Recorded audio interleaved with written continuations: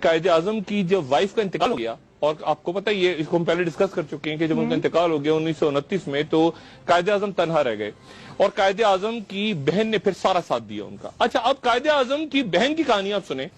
کہ قائد اعظم کے انتقال کے بعد 2 سال تک قائد اعظم کی بہن کو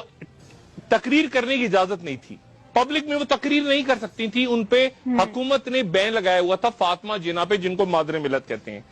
اور تیسری برسی پہ ان کو ریڈیو پاکستان میں کہا گیا کہ آپ ان کو تقریر کرنے کی اجازت دے دیں،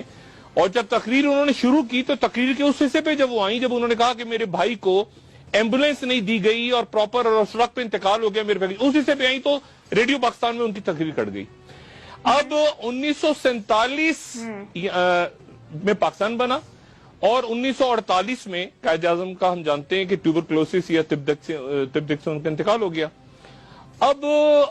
اس سے لے کے اس وقت سے 1948 سے لے کے 1965 تک محترمہ فاطمہ جناح گمنامی کی زندگی گزارتی رہی اپنے، اور یہ ان کے انتقال، جس دن ان کا انتقال ہوا، یہ اس دن کا جنگ اخبار ہم اپنے ٹی وی پہ ناظرین کو دکھا رہے ہیں، اور اس دن ہنگامے بھی پھوٹ پڑے اور آگ لگا دی لوگوں نے اور لاکھوں لوگ تھے، اور یہ اس دن کے اخبارات کی میں فوٹیج آپ کو دکھا رہا ہوں جس دن فاطمہ جناح کا انتقال ہوا۔ اور ان کا انتقال اس طرح سے ہوا کہ رات کے وقت اچانک اعلان کیا گیا کہ فاطمہ جناح کو دل کا دورہ پڑا ہے اور وہ انتقال کر گئی ہیں، اور جتنے بھی لوگ اس وقت موجود تھے، سیاستدان تھے، باقی لوگ تھے، انہوں نے الزام لگایا کہ فاطمہ جناح کا انتقال جو ہے وہ نہیں ہوا طبعی طور پہ، بلکہ انہیں قتل کیا گیا ہے۔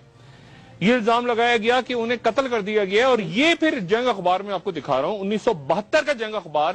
جس میں یہ خبر ہے کہ باقاعدہ عدالت نے ایک پیٹیشن منظور کر لی، اور اس پیٹیشن میں یہ لکھا ہوا ہے، یہ ہمارا عدالتی نہیں، ہماری تاریخ ہے، اس پیٹیشن میں لکھا ہوا ہے کہ محترمہ فاطمہ جناح کو کے آخری دیدار کی اجازت نہیں دی حکومت وقت نے، اور غسل دینے والا جو ہے وہ یہ کہہ رہا ہے کہ جی فاطمہ جناح کے جسم پہ گہرے زخموں کے نشان تھے، ان کے پیٹ میں ایک سوراخ تھا جس میں سے خون بہ رہا تھا، اور تشدد کے نشانات تھے جسم پہ، اور یہ پیٹیشن عدالت نے منظور کر لی، عدالت نے منظور کر لی پیٹیشن، اتنے سارے اس کے ساتھ ڈاکومنٹس تھے کہ عدالت نے اس پیٹیشن کو منظور کر لیا۔ لیکن منظور کرنے کے بعد یہ پیٹیشن کہاں گئی تاریخ کے اوراق میں، یہ ہم نہیں جانتے۔ یہ میں بات آپ کو بتا رہا ہوں، مادر ملت فاطمہ جناح کے ساتھ ہم نے کیا کیا۔